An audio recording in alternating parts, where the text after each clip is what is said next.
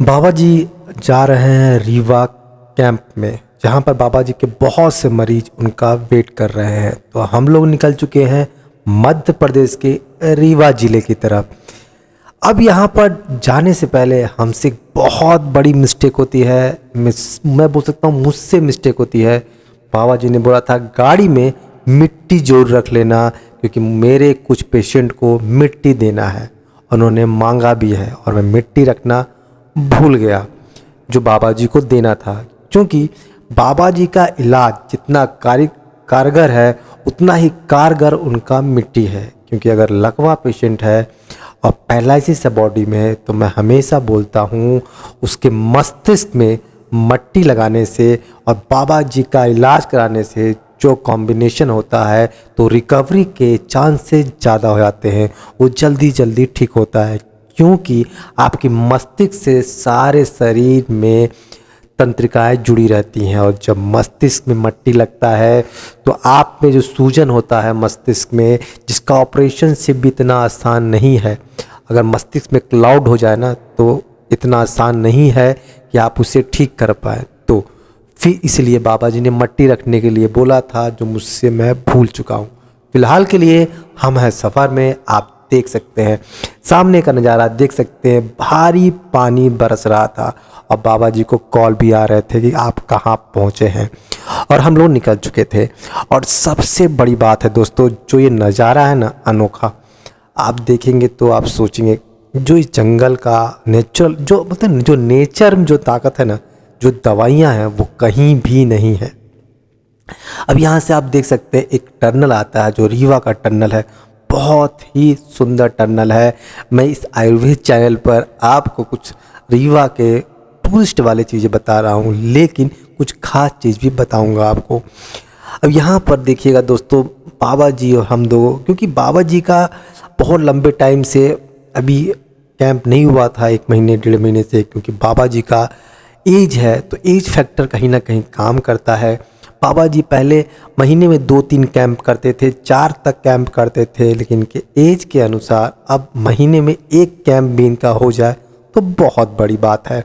तो हम लोग रीवा बहुत पास था, तो हम लोग निकल गए थे। लेकिन बाबा जी का कैंप महाराष्ट्र में और बहुत जगह के लिए रहता है, लेकिन नहीं जा पाते। लेकिन रीवा पास पड़ता है, तो बाबा जी रीवा की तरफ चले गए थे। तो यहाँ पर आप देख सकते हैं टनल, देख सकते हैं जो एक बहुत अनोखा टनल था, जहाँ बाबा जी और हम दोनों लोगों ने, मैंने बहुत ही घूमा, टनल को देखा, उतर के भी देखा। हम लोग पिक्चर नहीं ले पाए, लेकिन हाँ टनल था बहुत अच्छा। क्योंकि नेचर जो आपको दे सकता है, ना तो कोई मेडिसिन दे सकता है, ना कोई दवाई दे सकता है, ना कुछ भी नहीं दे सकता। देखिए जब शुद्ध हवा जाती है ना, तो आपके ऑक्सीजन लेवल आपके माइंड को बहुत रिफ्रेश करती है।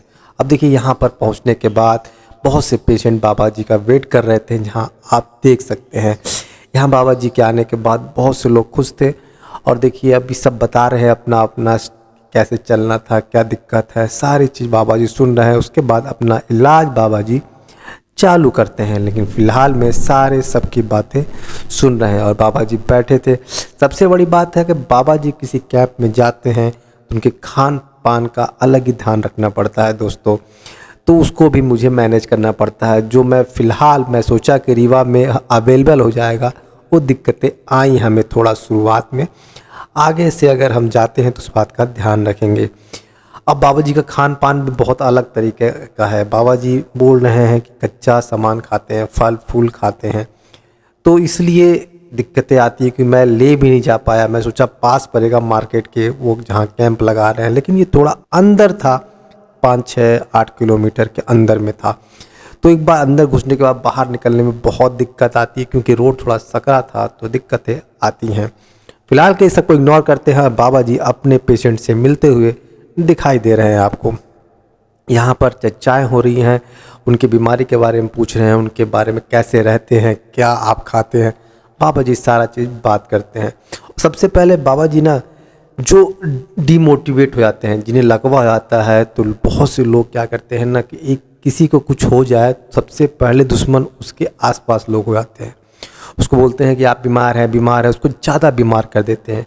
सबसे पहले बाबा जी की प्रायोरिटी होती है उस बीमारी से सबसे पहले उसके दिमाग से उस चीज़ को निकाले कि आप बीमार नहीं हैं, आप ठीक हो सकते हैं। तो सबसे पहला सफल प्रयास बाबा जी का यही रहता है। फिलहाल के आप देख सकते हैं बाबा जी सारा कुछ बता रहे हैं। बहुत से लोग आए भी हैं, कुछ पुराने भी पेशेंट हैं जो बात कर रहे हैं, बहुत अच्छे हैं। उन्होंने बाबा जी का बहुत ध्यान रखा है। अब देखिए यहाँ पर एक चीज़ का और मैटर है कि बाबा जी का इलाज का जो टाइमिंग होता है, एक पेशेंट में कम से कम 1 घंटे लगाते हैं।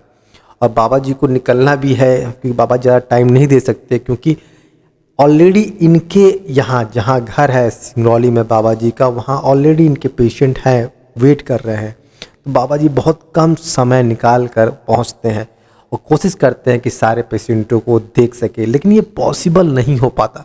एक बहुत बड़ी भीड़, मैं उस वीडियो को बना नहीं पाया, बहुत से लोग आ गए थे, तो बाबा जी उतना टाइम नहीं दे पाते, क्योंकि बाबा जी एक पेशेंट को 1 से 1.5 घंटा देते हैं इलाज में, तो एक लंबा प्रोसेस लगता है। तो फिलहाल के लिए मैं अपनी वाड़ी को देता हूँ विश्राम। तो हमारे बदरानी का घर होगा, हम रहते ऐसे ही हैं।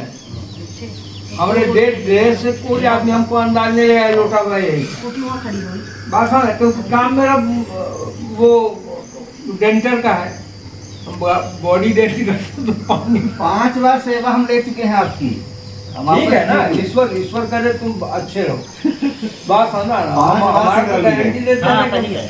5 बार हम अपनी गाड़ी से गए आपके पास, अब 4-5 मरीजों ले गए। अब ये है कि ये सब थोड़ा सा इनको टाइम नहीं है आपके पास, इनको ये किसका बहुत इमरजेंसी है, बाबा बहुत परेशान है, दवाई खा के थक गया। सेकेंड टाइम बना लीजिएगा अपना टाइम। एक पेशेंट का अगर रहेगा, एक पेशेंट अगर ज़्यादा होता तो एक पेशेंट कर लेंगे, लेकिन हमको आज जाना जरूरी है, इसका भी ड्यूटी छूट जाएगा ना। वहाँ का जो शिविर होगा, वहाँ का जो लोग होगा वो दूर दूर का होगा। मेरे यहाँ जाता है दूर दूर का लोग होता है ना। लोग कहो तो इशू ठीक है, अगर भैया अकेले हो जाएंगे, भैया चले भी जाएंगे ना, तो हम आपको अपनी छोड़ देगा तो हम ही ना मधुमक्खी का वही सीनियर है। मेरी बात नहीं समझ आए तुमको। ये सब स्टाफ हमारे साथ काम करते हैं, केवल हमारे चलते हैं, नहीं समझ में आया? तो मैं नहीं रहूँ तो सब स्टाफ बिखर जाएंगे। हम तो देखेंगे, तो हम पेशेंट हम ही देखेंगे। तो अगले बार शिविर रखो, पूरा ऑर्गेनाइज करो, हम तुम्हें मौका देते हैं, हम सर्विस देंगे। 2 दिन का 3 दिन का रखो, 3 दिन का वहाँ रोगी मना करना पड़ेगा, नहीं समझ में आया? तो 3 दिन यहाँ रह लेंगे, क्या दिक्कत है, रीवा में ही रहेंगे। तो उसको जरूरत बहुत ज़्यादा होगा तो रीवा स्टेशन है, रीवा स्टेशन का टिकट बुक करेंगे। मेरी बात समझ ना, सिंगरौली का ना कराएगा, रीवा का कराएगा। वो कटनी से पकड़ेगा, आ जाएगा रीवा, और रीवा में दिखाएगा शिविर में। आप डेरे का काम, मेरा डेरे का परमानेंट काम है।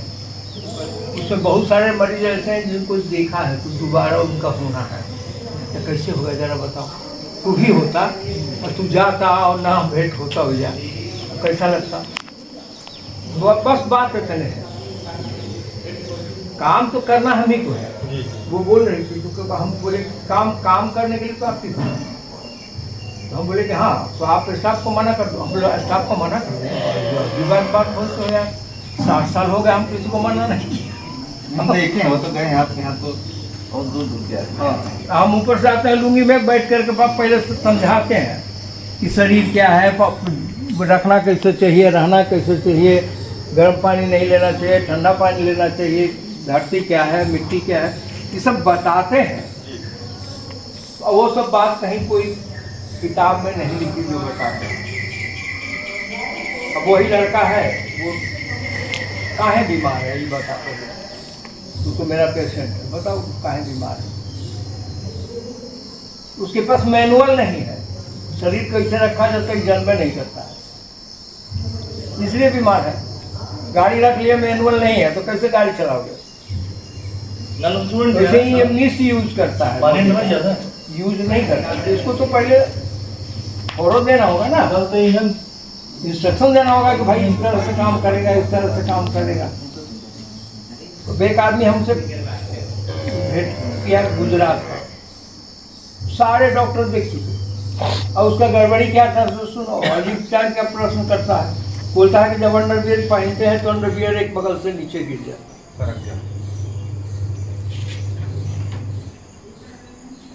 ये बीमारी है उसको। हम बोले कि भाई सड़क जाता है, इसका एक ही कारण है, पैर से कोई नहीं चलता। इस दुनिया में जितने लोग चलते हैं पैर से नहीं चलते। तब बोलोगे कि कैसे चलते हैं, बोलोगे ना, तो देखो तुम चलते हैं, पैर से नहीं चलता। ये पैर है, उठाया तुम ऐसे, फिर इसको टाइट किया, तो ये बॉडी इस पर आ गई, फिर दूसरा बॉडी यहाँ रखा, तो इसको टाइट किया तो बॉडी इस पर आ गई। तो बॉडी को ट्रांसफर करके चलता है। ये जो खंभा है, तो तुम्हारा ये बड़ा टाइट नहीं होता, सीधी सी बात है, इसलिए पैंट नीचे गिर जाता है। फिर बनाया उसको। तो मेरे पास तो क्रिटिकल केस आता है। ये कहोगे तो एक अजूबा आदमी है, मतलब अजूबा आदमी में गिना जाता है उसको। तो वो लड़का जो है मैनुअल नहीं है उसके पास, समझ ना आया। ये पेड़ पे चढ़ के कूदने की क्या जरूरत है उसको, कुछ बिल्कुल कूदा है, या ट्रक में से कूद गया पीछे, कुछ तो किया। एक पैर नीचे आ गया, एक पैर ऊपर हो गया, तो यहाँ 34 बोन है, तो उसका पूरा बोन में नीचे आ गया। बल बराबर न पर हो पैर में, मेरी बात समझ ना आया। ये इसकी फॉल्ट है। अरे पूरे एरोबस वाले इसको सुई लगाते गोली खिलाते गल्ला करते लेके पढ़े थे। बैठो, तुमको हम कॉमर्स के भाषा में समझाते हैं। देखो, मनुष्य पैदा होता है जो, वहां से एनाटॉमी शुरू होती है। एनाटॉमी हड्डी का, इतना क्लास में आए हैं। तू बता, तुमको माँ ने पैदा किया कि पिता ने पैदा किया? कैसे तुमको पता है कि पिताजी ने पैदा किया? प्रूफ करो। सुना होगा इसलिए बोल दिया। तो बात समझ में आना, सुना होगा इसलिए बोल दिया तू, पर बोल दिया। ये थेसिस मेरा है, तुम कैसे बोल दोगे? मेरा अपना कमांड है।